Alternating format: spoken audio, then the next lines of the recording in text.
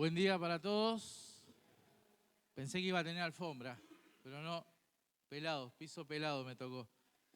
Bien, una hermosa mañana el Señor nos regala y podríamos seguir alabando, ¿no? Bastante tiempo, pero ya vamos a tener tiempo en la eternidad delante de la presencia del Señor. Vamos a estar alabando a nuestro gran Dios. Así que en esta mañana vamos a seguir con la serie Contracorriente. Cuando Horacio me daba la invitación y seguir la misma línea de pensamiento en cuanto a este tema, contracorriente, automáticamente mi mente y mi corazón fue hacia Mateo capítulo 5, el Sermón del Monte. Porque si es algo contracorriente en este tiempo y en el tiempo de Jesús, justamente es este sermón. Es el Sermón del Monte, es el discurso del Señor, ¿sí?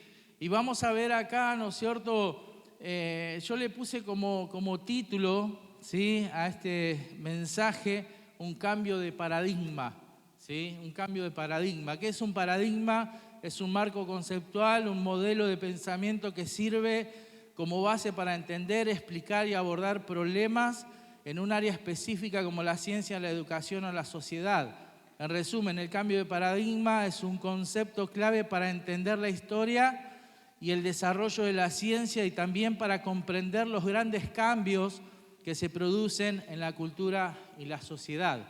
Un gran cambio de paradigma, quizás yo veía ahí como un ejemplo, ¿sí? En el año, tengo acá anotado, en 1942, hasta ese momento se pensaba que la Tierra era como, era plana, hasta que Cristóbal Colón, ¿no es cierto?, ¿qué pasó? Descubrió América, ¿no es cierto? Y ahí hizo este cambio de paradigma, ¿ves? Este cambio de mente, del mundo entero pensaba de esta forma, ahora hubo un cambio. ¿Por qué? Porque hubo fundamentos, ¿sí? Hubo otros fundamentos que avalaban, ¿no es cierto?, que la tierra era redonda, ¿sí? Le hubiera sido más fácil leer la Biblia, ¿no? Porque la Biblia ahí en Isaías, en Job, habla justamente de que la tierra es redonda, ¿no? Pero bueno, el humano se tomó su tiempo y eso es un cambio de paradigma, ¿ves? Un cambio de pensamiento y es lo que justamente Jesús va a hacer, ¿no es cierto?, a través de este sermón, del Sermón del Monte. Hoy vamos a ver 3 cambios de paradigma.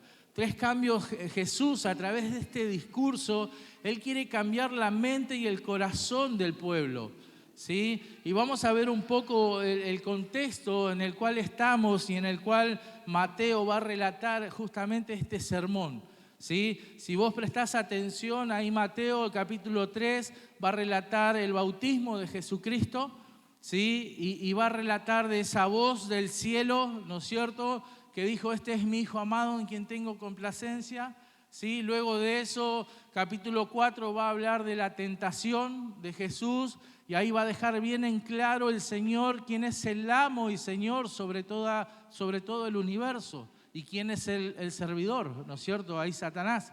Entonces, luego comenzamos acá y nos introducimos en el Sermón del Monte, ¿sí? Y nos damos cuenta en el contexto, en el versículo 24, nos ubica en el contexto a quienes Jesús estaba hablando y quién eran en ese momento los seguidores de Jesús. En este tiempo, en este momento, la popularidad de Jesús se había extendido, la fama de Jesús se había extendido. Se hablaba de un hombre, ¿no es cierto?, que tenía poder, un hombre que hacía grandes milagros. Entonces las masas, las multitudes empezaron a buscar a Jesús y empezaron a seguir a Jesús. Pero estas multitudes, estas masas tenían características particulares, ¿sí? Eran lo más vulnerable de la sociedad. Era la escoria de la sociedad, porque fíjate que los que seguían a Jesús, el versículo 24, el 4:24 dice: y se difundió su fama por toda Siria, y le trajeron todos los que tenían dolencias, los afligidos por diversas enfermedades, dice, y tormentos, los endemoniados, lunáticos y paralíticos, y los sanó, ¿sí?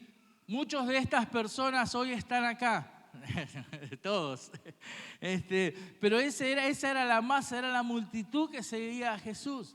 Era una multitud, era un pueblo, ¿no es cierto?, que sufría mucha aflicción, que sufría mucho dolor. Y la esperanza de ellos, ¿sabés cuál era? Un nuevo reino. Ellos sabían que iba a venir un Salvador, un Mesías.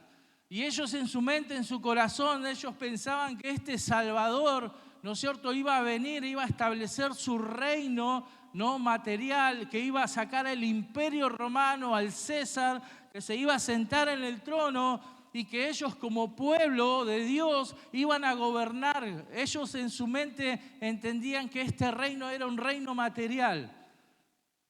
Pero viene Jesús, se acerca Jesús y Jesús va a presentar un reino. Pero Jesús va a presentar un reino muy diferente al cual ellos pensaban. Y Jesús se va a presentar como un libertador muy diferente al cual ellos pensaban. El modelo que ellos entendían de este Mesías, de este libertador, podríamos pensar un modelo como Sansón, ¿no? Un hombre fuerte, un hombre, ¿no es cierto?, que sople y que derribe, ¿no es cierto?, el ejército romano y que tome control de la situación y de esa manera lo saque de la opresión que este pueblo y que estas personas en particular sufrían en ese tiempo. Pero no era así. Jesús tenía otras características. El reino de Jesús era diferente. Este reino no era visible. Este es un reino invisible. Este es un reino espiritual. Y Jesús comienza su discurso presentándoles el reino y mostrándoles quiénes van a participar de este reino. Jesús, a través de las bienaventuranzas que comienza el discurso, Jesús le va a mostrar cuáles son los requisitos de las personas que van a pertenecer a este reino. No cualquiera puede entrar a este reino, ¿sí? Porque este es un reino espiritual y hay ciertos requisitos, ¿no es cierto?, que la palabra que Jesús establece para que estas personas puedan entrar. No por su discapacidad, no por sus dolencias, no por lo vulnerable que eran, el Señor los iba a dejar participar del reino, no. Sino que el Señor les dice, comienza el discurso en el versículo 3 diciéndoles, bienaventurados. Cuando el Señor Jesús expresa esta palabra, bienaventurados, gozosos, doblemente feliz, automáticamente capta la atención de estas personas porque ellos jamás en su vida habían experimentado una bienaventuranza, habían experimentado el placer, la felicidad absoluta, jamás, porque era un grupo de personas, una multitud de personas que eran discriminadas, eran pisoteadas, eran maltratadas, eran vulnerables, estaban en un estado de vulnerabilidad. Entonces cuando Jesús le dice bienaventurados, automáticamente la multitud comienza a prestar atención a Jesús. Y Jesús comienza diciéndoles que los ciudadanos de este reino espiritual van a ser bienaventurados, pero si son pobres en espíritu. Comienza el Señor y Mateo, ¿no es cierto?, comienza el discurso y es muy importante entender esta primera bienaventuranza, los pobres en espíritu.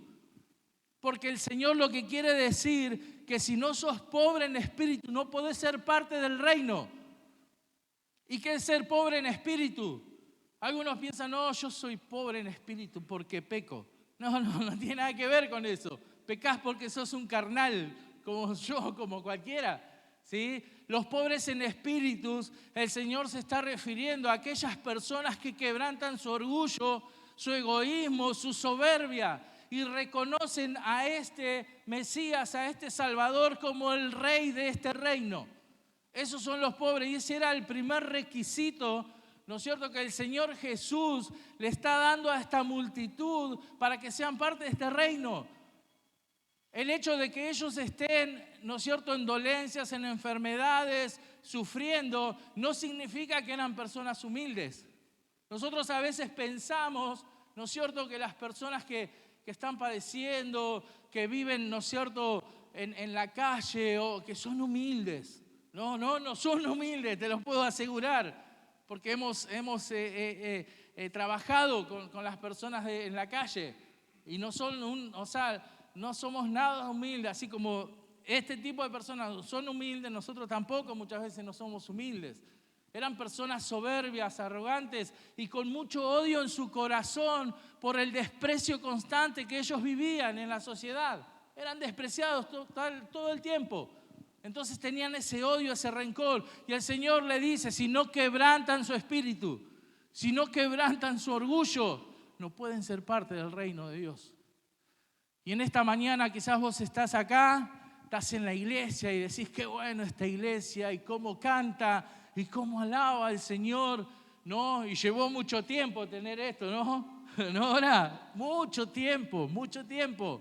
Y hoy por la gracia de Dios nos gozamos en los músicos, en la alabanza al Señor, para el Señor, ¿no? Pero el Señor, ahí lo que les quería decir a ellos, ¿no es cierto?, es que tenían que quebrantar y tenían que reconocerle a Él, ¿no es cierto? Y vos decís, soy parte de esta iglesia, ¿no? Por lo tanto, por ende, soy parte del reino. No, para ser parte del reino hay que reconocer al Rey.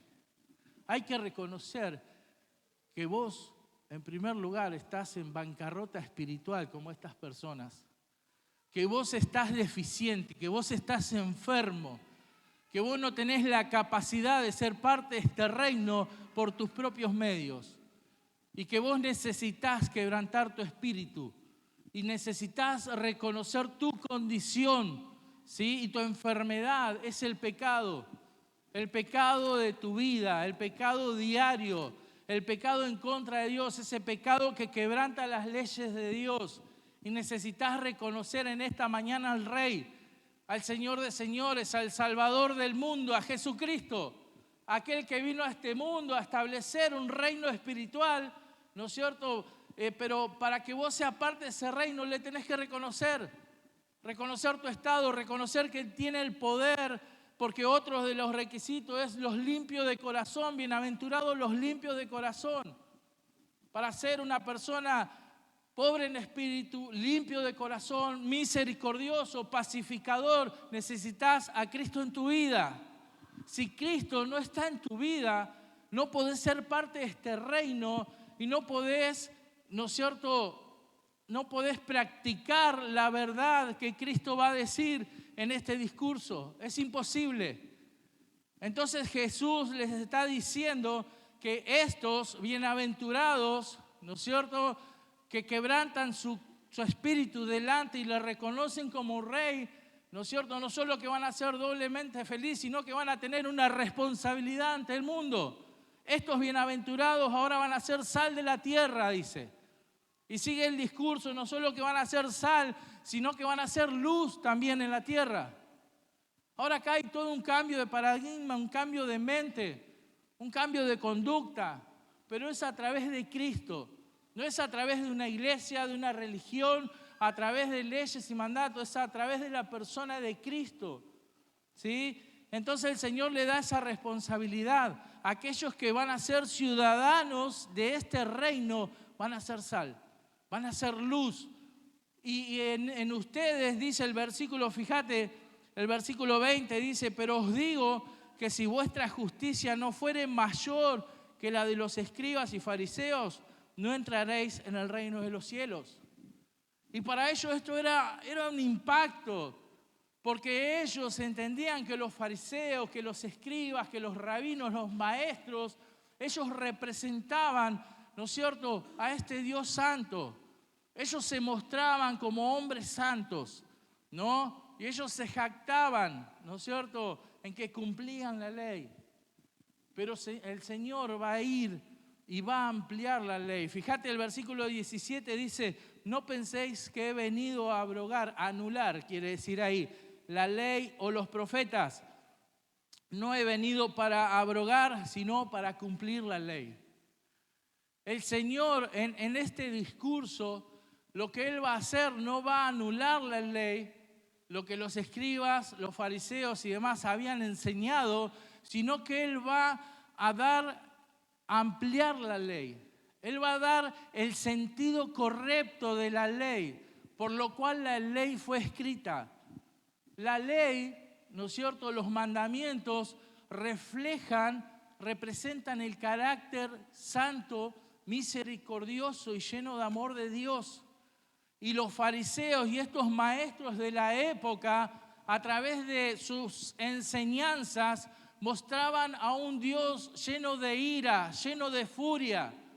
Ellos, a través de lo que enseñaban, mostraban a un Dios distorsionado. Ellos habían quedado, ¿no es cierto?, con aquella imagen en el monte de Sinaí, cuando el Señor se manifestó a través de estruendos, de relámpagos, ¿te acordás? De humo, ¿no es cierto?, de un movimiento en el suelo.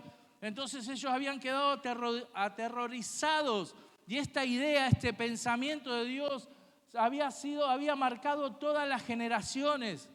Entonces los israelitas, cuando se hablaba de Dios, ellos tenían miedo, y así es como lo presentaban estos fariseos: un Dios de justicia, un Dios que si vos te equivocás te va a disciplinar y te va a cortar.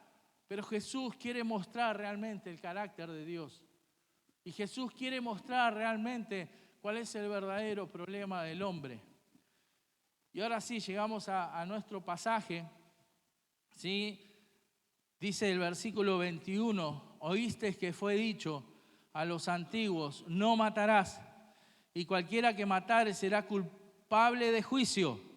Pero yo os digo, cada vez que el Señor dice, yo os digo, hay un cambio de paradigma, hay un cambio, ¿sí? Jesús va a entrar en el mandamiento, ¿sí? Y le va a dar el verdadero sentido por lo cual fue escrito.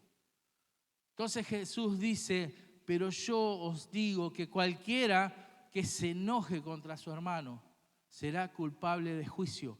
Y cualquiera que diga necio a su hermano será culpable ante el concilio. Y cualquiera que diga fatuo a su hermano quedará expuesto al infierno de fuego. Por tanto, si traes tu ofrenda al altar y allí te acuerdas de que tu hermano tiene algo contra ti, deja allí tu ofrenda delante del altar y anda, reconcíliate primero con tu hermano y entonces ven y presenta tu ofrenda. Ponte de acuerdo con tu adversario pronto, entre tanto que estás en el camino. No sea que el adversario te entregue al juez y el juez al alguacil y seas echado en la cárcel. De cierto te digo que no saldrás de allí hasta que pagues el último cuadrante. Entonces comienza diciendo Jesús, ahí en el capítulo 5, a partir del versículo 21, oísteis que fue dicho. Jesús está hablando de una multitud. Esta multitud, ¿no es cierto?, era una multitud, por eso esta expresión, analfabeta. La mayoría de esta gente, si no es toda, no había tenido acceso a poder leer y escribir, aprender a leer y escribir. Entonces ellos eran, por eso esta expresión, oíste que fue dicho, porque ellos tomaban lo que los maestros del momento les decían y trataban de vivirlo de esa manera. Pero cuando Jesús se enfrenta a estos maestros, Jesús cambia y les dice, errasteis en las Escrituras, ignorando las Escrituras. ¿Por qué? Porque estos que enseñaban, sí eran supuestamente intelectuales. Y ellos leían, ¿no es cierto?, la Torá, y ellos tenían acceso, pero esta gente no.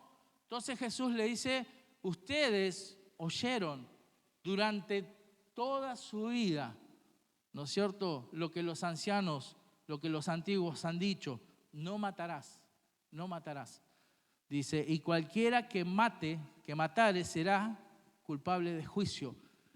El mandamiento ahí, no matarás, fíjense, los escribas enseñaban este mandamiento, no matarás, y ellos lo ponían como un verbo indicativo cuando todos los mandamientos, los 10 mandamientos, están en verbo imperativo y es una orden.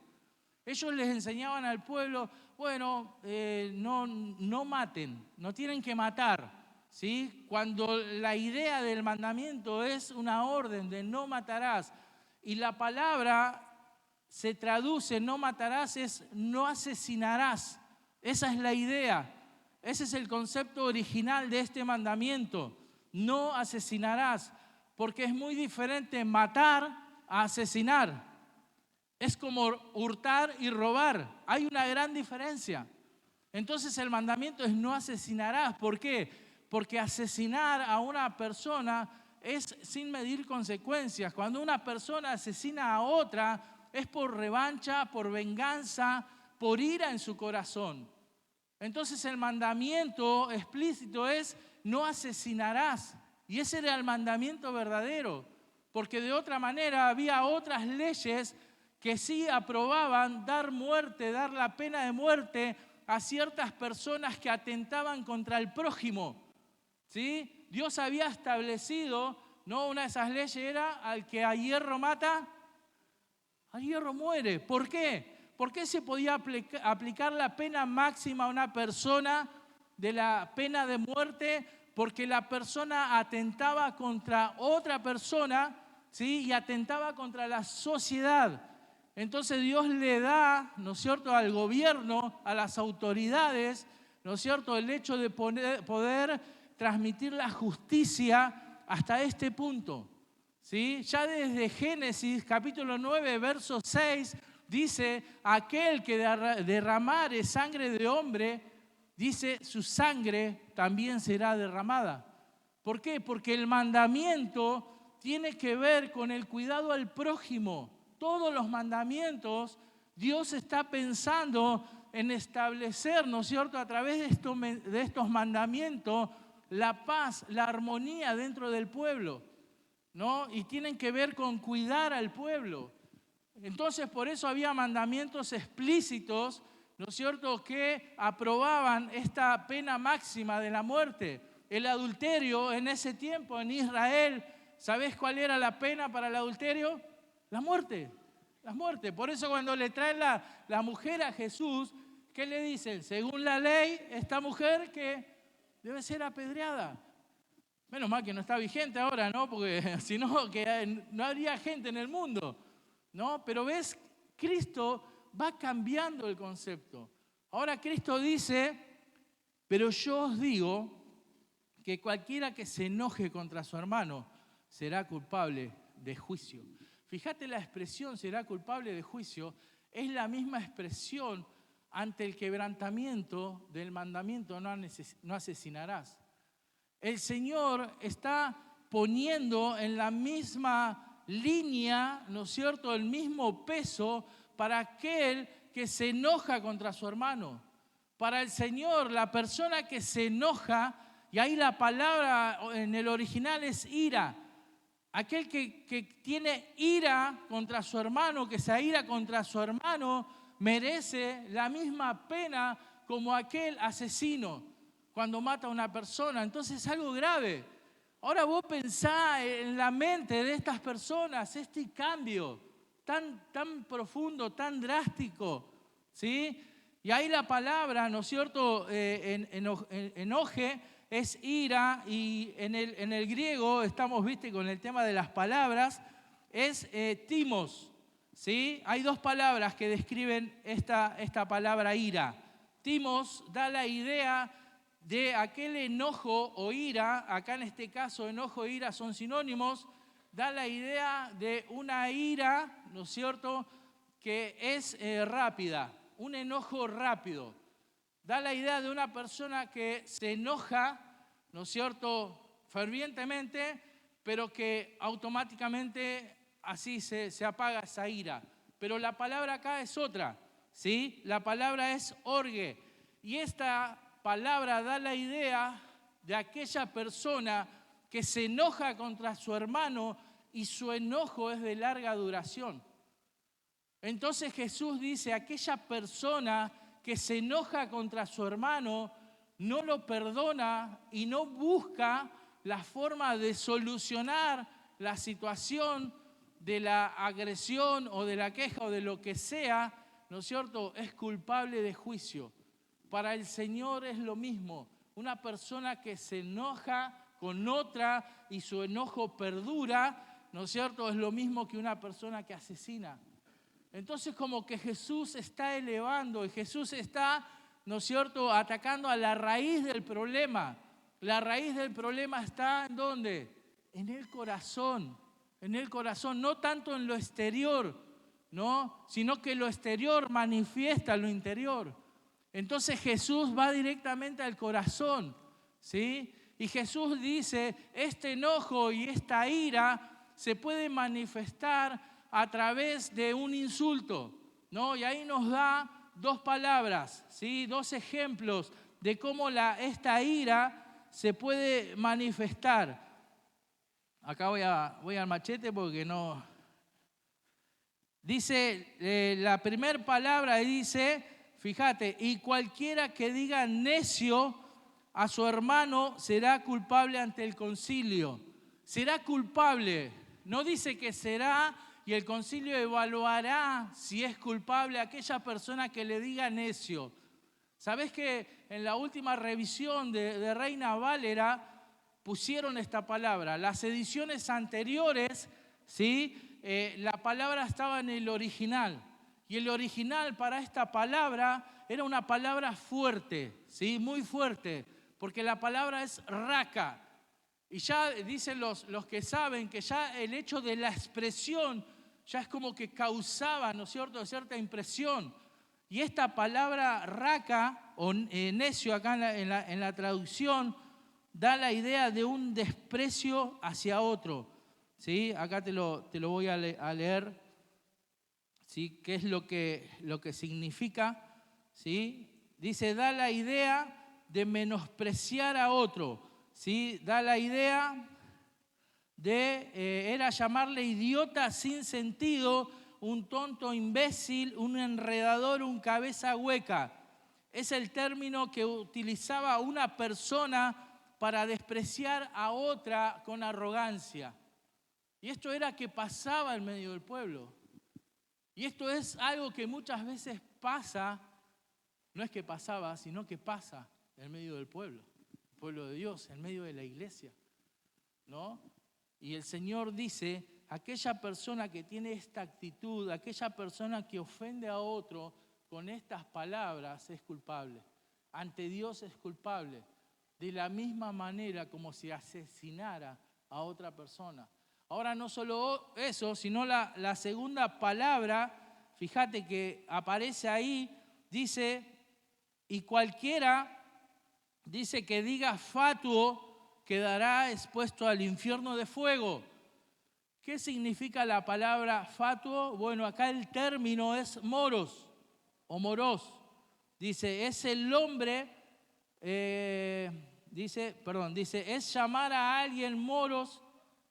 Llamar a alguien moros, dice, no era criticar su capacidad mental, sino era poner en duda su carácter moral y ensuciar su nombre, su reputación y marcarle como una persona mala y de vida inmoral. Eso significaba fatuo. Una persona que agredía a otra, ¿no es cierto?, y que manchaba su reputación y que lo juzgaba y que le decía, vos sos un inmoral.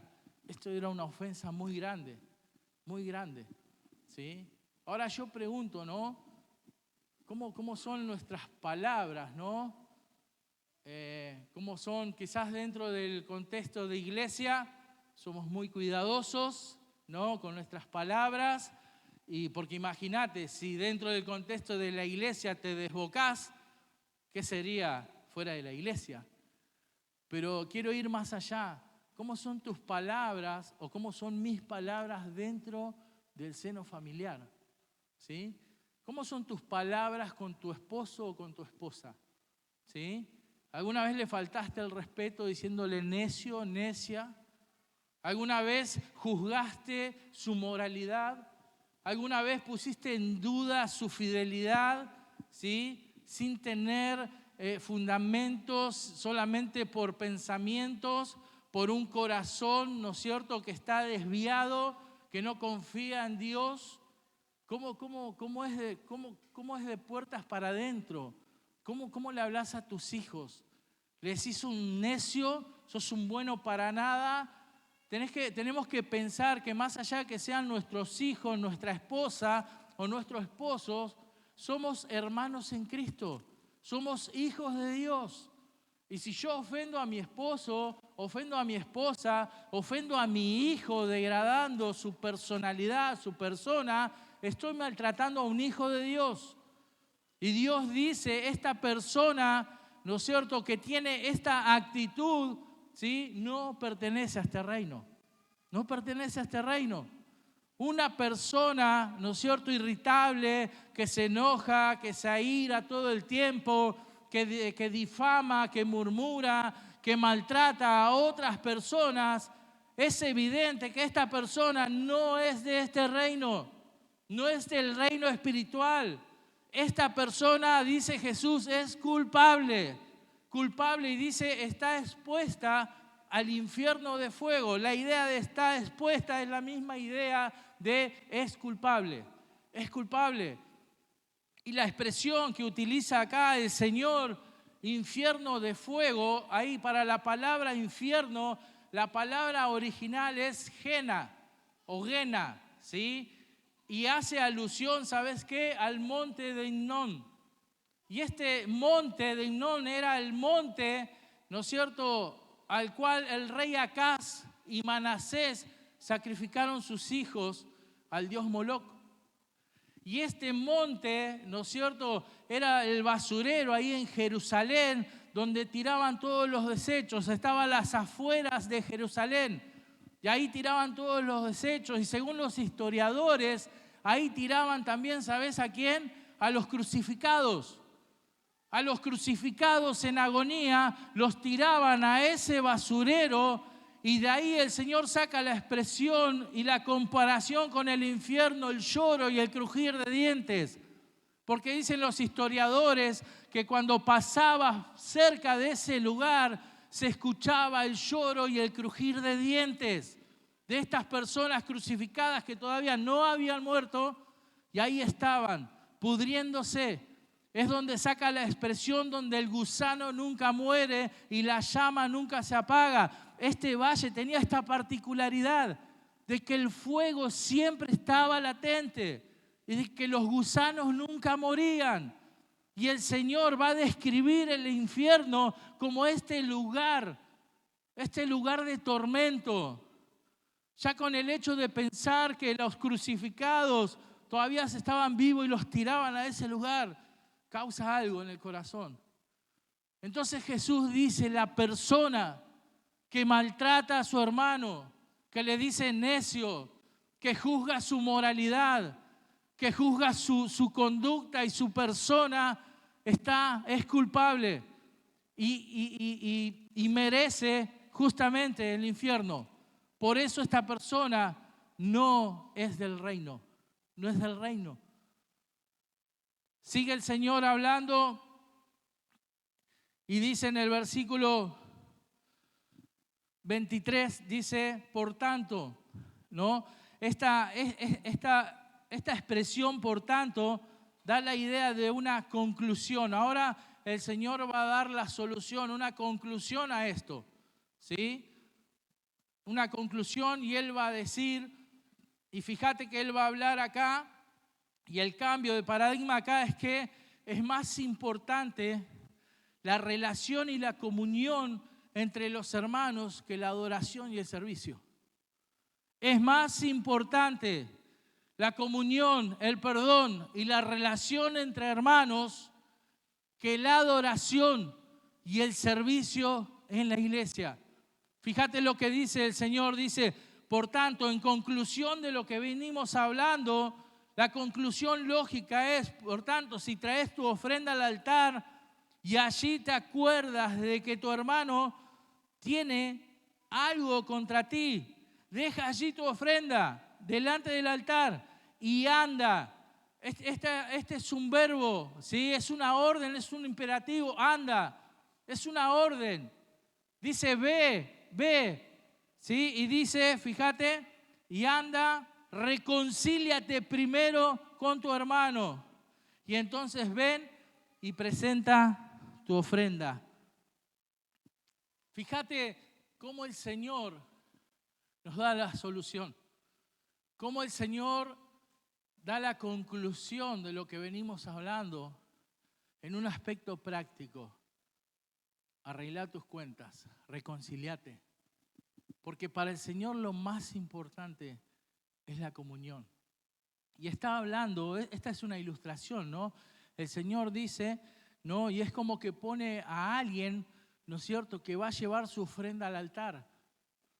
Cuando pensamos en una persona ahí en Galilea, ¿sí?, que va a llevar su ofrenda al altar, pensamos en alguien que tenía que ir hasta el templo, a Jerusalén, en ese momento estaba el templo, y que tenía que hacer un recorrido de al menos 70, 80 kilómetros para llevar su ofrenda al altar. Y esa ofrenda tenía un costo también. Entonces hablamos de que esta ofrenda y esta adoración a Dios tiene un precio, tiene un costo, ¿no es cierto? Pero no es más importante que el perdón. No es más importante que la relación, que la comunión. No es más importante, querido. Tu servicio no es más importante que tu relación con tu hermano. Tu adoración, podemos venir acá, cantar, ¿no?, y desparramarnos y llorar y gritar y decir, Señor, te amo y eres mi rey y bla, bla, bla. Pero si tu corazón está mal con un hermano, ¿sabes dónde llega tu adoración? Ahí queda. Quizás son esas manchas, ¿viste? Ahí marrones, esa es tu adoración y mi adoración. Si es que tengo algo en el corazón con un hermano. Por eso el Señor les dice, deja ahí tu ofrenda, déjala ahí, pensá, ¿no? Y el Señor nos lleva a pensar y a reflexionar. Porque una iglesia que crece es una iglesia sana. No es, por ende, cualquier organismo que crece es porque está sano. Cuando la iglesia, ¿sí?, no crece es porque hay enfermos dentro de la iglesia. Porque hay personas, ¿no es cierto?, que están deshonrando el nombre de Dios. Porque hay personas que pueden estar sentados acá como santos y pueden vivir una vida como los fariseos, como veíamos el domingo pasado. Entonces el Señor hace un llamado en esta mañana. No importa todo lo que haces, no importa tu jactancia. Vos sabés que hay un relato ahí en Lucas, ¿no es cierto?, que dicen, que cuentan, ¿no es cierto?, que iban los ricos y ponían sus monedas en el arca. En el templo había arcas donde vos ibas y ponías tu ofrenda, tu moneda. Entonces los ricos venían, dice ahí, ¿no es cierto?, y venían con sus bolsas de moneda y las tiraban al arca y hacían bla, bla, y toda la gente miraba, ¿no? Y porque ellos querían impresionar, cuánto ofrenda esta persona, cuánto hace por el Señor, ¿no? Y bla, bla, bla, toda una jactancia. Y dice que vino una viuda, una viejita, y puso en el arca, ¿qué cosa? 2 blancas, insignificantes para el tiempo, para el ser humano. Y el Señor dijo, de cierto digo que esta viuda puso mucho más que cualquiera de estos ricos, porque ella dio con sinceridad de todo corazón de lo que le faltaba, pero estos dieron de lo que les sobraba. La jactancia en la ofrenda, la jactancia, y a veces somos así, ¿no? A veces queremos mostrar todo lo que hacemos y viste que hago esto y hago aquello, que los discipulados, que estoy en este ministerio, en el otro, que tengo que llevar a este o al otro, pura jactancia. Y te andás peleando todo el tiempo con los hermanos, andás discutiendo con los hermanos todo el tiempo. Y todo el tiempo tenés que estar reuniéndote con los hermanos y a veces con las autoridades. ¿Para qué? Para solucionar tus cuestiones, tu falta de perdón, tu arrogancia, tu soberbia, porque no entendiste nada. Pero eso tiene que ser una luz en tu vida y en tu corazón. Porque si tu actitud es de arrogancia, de falta de perdón y no querés perdonar, quizás, ¿sabes qué? No perteneces a este reino. No perteneces a este reino. Porque un ciudadano de este reino no tiene esas características. Y eso era lo que el Señor les quería enseñar. Entonces, en el aspecto práctico, el Señor está hablando de la urgencia de reconciliarte con tu hermano, ¿sí? Y que en esta mañana podamos pensar, si puedo mirar a todos los que están acá, cara a cara, y decirle, te amo en el Señor, gracias por tu vida, Dios te bendiga. ¿Estamos todos en la misma sintonía? ¿Cómo está nuestro corazón? ¿Sí? Hay cosas a solucionar. El Señor dice, deja tu ofrenda, deja todo lo que estás haciendo. Porque si vos no arreglás tu situación, todo lo que estás haciendo, ¿sabés qué es? Es hojarasca. Hojarasca, no sirve para nada. El Señor lo va a evaluar y todo lo que hiciste, si hay falta de perdón en tu corazón, se va a quemar, no sirve para nada. Fue pura jactancia delante de los hombres. Así que pensá en la importancia de la reconciliación, que es lo que el Señor quiere poner acá por encima de todas las cosas, por encima de la ofrenda, la adoración, el servicio, y nos da la forma práctica en la que podemos hacer, ¿no? Y hace un cambio de paradigma. Nosotros siempre decimos, ¿no es cierto? Bueno, no, la responsabilidad es de la persona que me ofendió, ¿no? Y decimos nosotros, no, si él no me viene a pedir perdón, listo, yo no le hago, ¿cómo dicen todos ustedes? ¿Le hago qué? Pecadores, ¿saben? ¿No? Le hacen la cruz, todos tienen que confesar y arreglar sus ofensas. Entonces, esta es la forma que nosotros hemos aprendido muchas veces, mal aprendido, ¿sí? Una de las cosas que más nos cuesta en la vida, y es algo que estoy experimentando, es desaprender cosas que hemos mal aprendido. Acá Jesús está mostrando un caso de una persona que recuerda, fíjate, dice, si te acuerdas de que tu hermano tiene algo contra ti, y nosotros sabemos, ¿sí? Nos podemos hacer los sonsos y mirar para otro lado y no, pero sabemos en el interior si alguien tiene algo contra vos o contra mí. Y el Señor dice, reconciliate. El segundo caso que presenta, ya vamos a ir cerrando, dice el versículo 25, ponte de acuerdo con tu adversario. Ahora está hablando el Señor de la contraparte, del otro lado. Ahora le está hablando a aquella persona, ¿no es cierto?, a la cual tiene que recibir a este que le ofendió y le tiene que perdonar. Le tiene que perdonar. Entonces el Señor le dice, ponte de acuerdo. Si te viene a pedir perdón, ponte de acuerdo. Perdónalo. Reconciliate. Volvé a la comunión en la iglesia. Hacelo. Entonces el Señor dice, ponte de acuerdo, dice, con tu adversario pronto. Vos fijate la urgencia, ¿no? La urgencia. Porque el Señor sabe que un enojo, que una ira, cuando es de larga duración, ¿qué genera en el corazón? ¿Qué dice la Biblia que genera? Amargura. Y la amargura es peligrosa. La amargura dentro de lo que es la iglesia es peligrosa. Porque a través de la amargura viene la contaminación con otros, viene la murmuración, viene el chisme. Entonces el Señor quiere cortar por lo sano, ¿no es cierto?, desde la entrada, desde el enojo. Entonces el Señor dice, ponte pronto. Dice, entre tanto que estás en el camino con Él. Esto da la idea cuando vos estás hablando, cuando viene la persona a pedir perdón, perdónalo, abrazate, pídanse perdón. Entonces el Señor dice, porque si no, fíjate, no sea que el adversario te entregue al juez y el juez al alguacil y seas echado en la cárcel. De cierto te digo que no saldrás de allí hasta que pagues el último cuadrante. El Señor dice, no sea que esta persona intentó hacer las paces, pedirte perdón por su agravio y vos no los perdonaste. Y ahora esta persona, porque el Señor Jesús lo mandó, fíjate ahí, ya terminamos, capítulo 16. Ahora esta persona va a seguir los pasos que Jesús enseña, capítulo 18 de Mateo, el verso 15. Por tanto, si tu hermano peca contra ti, ve y repréndele estando tú y él solos. Si te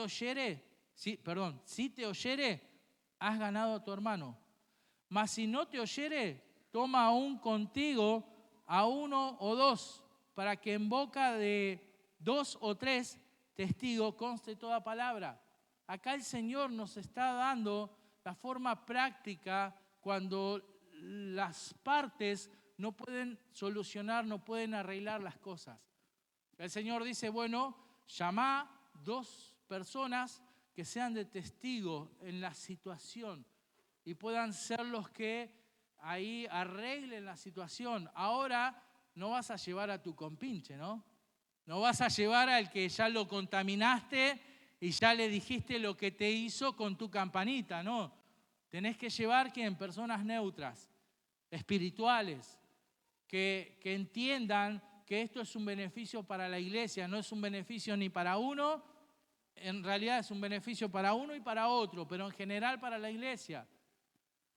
Y el Señor dice, si no te oyere, ahí dice, fíjate el otro paso, si no los oyere a ellos, dilo a la iglesia, ¿sí?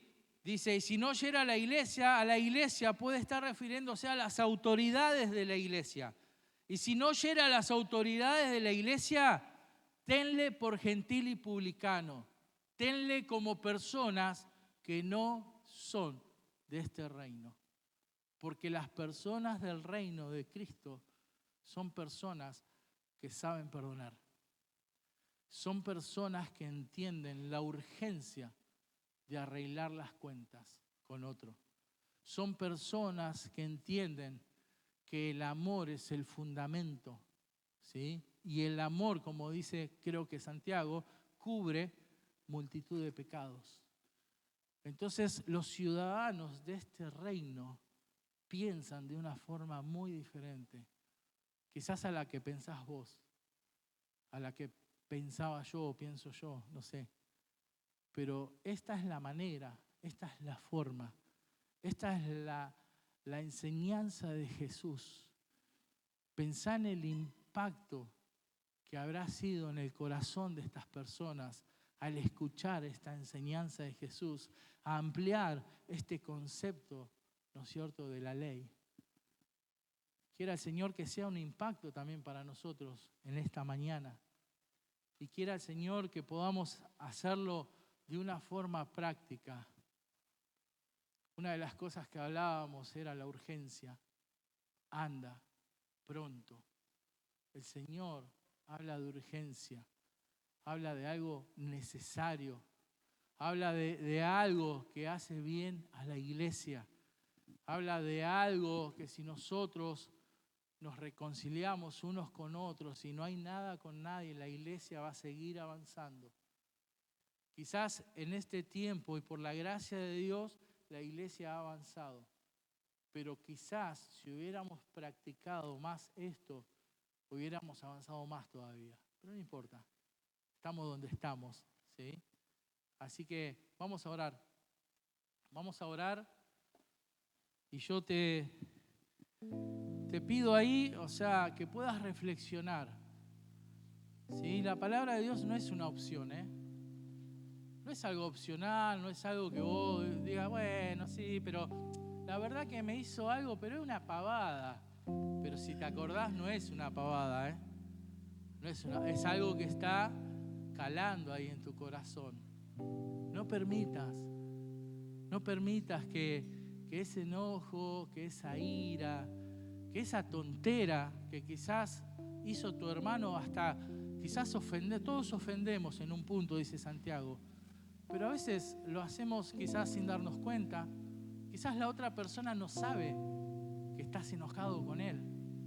Entonces hoy aprendemos y Jesús nos enseña, si no sabe, andá y decíselo y decirle, mirá, yo estoy enojado con vos por esta situación. Y si la persona es del reino, ¿sabés qué va a hacer? Te va a abrazar y te va a pedir perdón. Y se va a reconciliar con vos. Así que vamos a orar. Y meditemos en nuestro corazón y en nuestra mente si hay alguna persona con la cual tengo queja, con la cual tengo enojo, con la cual quizás ya hace mucho tiempo que pasó, pero sigue ahí, ¿viste? Todavía no arreglé eso. Bueno, hoy es el tiempo. Hoy es el momento. El Señor dice, hacelo pronto, andá. Dice, andá, no esperes que venga. Si no viene, andá vos. Abrazalo. Quizás hasta ni se necesite dar explicaciones. Solamente con un abrazo y un perdóname, te pido perdón, ya está. Así que vamos a orar. Y si tenés en el corazón el deseo de levantarte y reconciliarte con alguien, o lo puedes hacer después, hacelo, pero hacelo pronto. Padre, te honramos en esta mañana. Te damos gracias, Señor, porque tú eres bueno. Gracias por tu palabra, porque es viva y eficaz. Gracias por enseñarnos. Gracias, Señor, porque tú quieres seguir transformando nuestras vidas, nuestro corazón. Señor, hoy entendemos la responsabilidad y la urgencia de poder perdonar, de poder reconciliarnos. Señor, ayúdanos a quebrantar nuestro espíritu, nuestro orgullo que nos detiene muchas veces para pedir perdón. Señor, que mi acción realmente manifieste que pertenezco a este reino. Señor, te doy gracias por este tiempo. Bendice la iglesia, mis hermanos, y que tú le des el valor, Señor, para que si tengan que arreglar algo, aún de mucho tiempo, que lo puedan hacer. Gracias, Padre, te damos por este tiempo. Oramos en el nombre de Jesús. Amén.